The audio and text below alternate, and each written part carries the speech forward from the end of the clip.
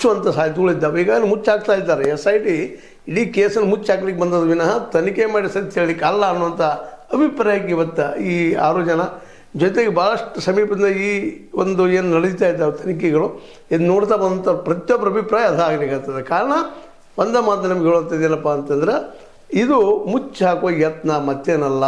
ಯಾಕಂದರೆ SITಯಿಂದ ಸತ್ಯ ಹೊರಗೆ ಬರಲಿಕ್ಕಿಲ್ಲ ಅನ್ನೋಂಥ ಮನಸ್ಥಿತಿಗೆ ಎಲ್ಲರಲ್ಲೂ ಬೆಳೀಲಿಕ್ಕತ್ತದೆ. ಯಾಕಂದ್ರೆ ನಿಧಾನಕ್ಕೆ ಈ ಏನು SIT ಅಂದ್ರೆ ಈ 6 ಜನರನ್ನು ಅಪರಾಧಿಗಳನ್ನುವಂಗೆ ಅಥವಾ ಇವರು ಸುಳ್ಳು ಹೇಳ್ತಾ ಇದ್ದಾರೆ ಅನ್ನುವಂಗೆ ಪ್ರೂವ್ ಮಾಡಿಕೊಂಡು ಈ ಕೇಸನ್ನು ಮುಚ್ಚಿ ಹಾಕುವಂತೆಲ್ಲ ಪ್ರಯತ್ನ ನಡೆಸಿದ್ದಾರೆ ಅಂತ ಅನ್ನೋದು ಇವೆಲ್ಲ ಘಟನೆಗಳಿಂದ ಸ್ಪಷ್ಟ ಆಗ್ತಾ ಇದ್ದಾವೆ. ಸ್ವತಃ ಚೆಕ್ ಕೆಂಪಮ್ಮ ಟೀಚರ್ ಇದ್ಕೊಂಡು ಅವರು ಸಹಿತ ಈ ಮಾತನ್ನು ಹೇಳ್ತಾ ಇದ್ದಾರೆ.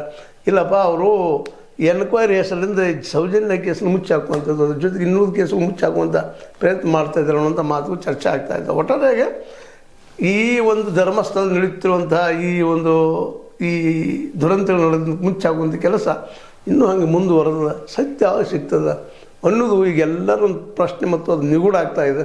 ನೋಡೋಣ ಏನಾಗ್ತದೆ. ಆದರೂ ಜನ ವಿಶ್ವಾಸ ಬಿಟ್ಟಿಲ್ಲ. ಆಲ್ರೆಡಿ ಜನ ಹೆಣ್ಮಕ್ಳು ಹೋರಾಟ ಮುಂದುವರಿಸಿದ್ದಾರೆ. ನಮ್ಗೆ ನ್ಯಾಯ ಬೇಕೇ ಬೇಕು ಅನ್ನೋಂಥ ಮಾತು.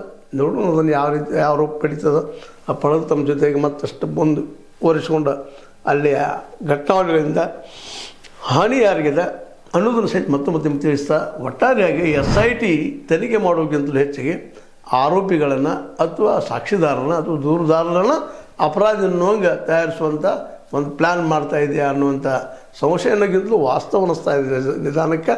ಅದು ಆಗದಂಗೆ ಆದರೆ ಭಾಳ ಒಳ್ಳೆಯದು. ಇದರಲ್ಲಿನ ಸರ್ಕಾರ ಹಸ್ತಕ್ಷೇಪ ವಹಿಸಿ ನೈಜವಾದ ತನಿಖೆ ಮಾಡಿಸ್ಲಿ.